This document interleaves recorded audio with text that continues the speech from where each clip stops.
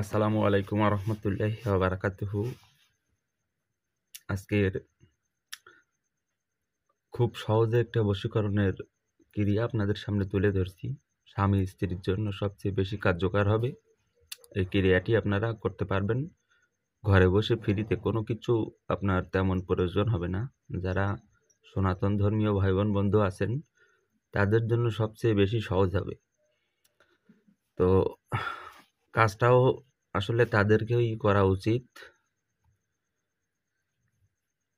আপনার যে কোনো পূজার যে প্রসাদ মিষ্টি, সেই মিষ্টিতে আপনি আজকের ভিডিওতে দেওয়া যে মন্ত্রটি বলছি, এই মন্ত্রটি 7 বার পরে ফু দেবেন।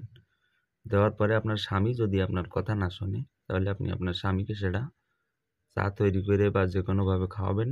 যদি স্ত্রী কথা না শোনে, তাহলে স্ত্রীকে খাওয়াবেন। তো মন্ত্রটি হচ্ছে, হং হং কালী চণ্ডালিনী অমুকের রোমে রোমে কেশে কেশে ধর, অমুকের সাথে মিলন কর, দোহাই সত্য ধর্মের দোহাই, দোহাই সত্য ধর্মের দোহাই।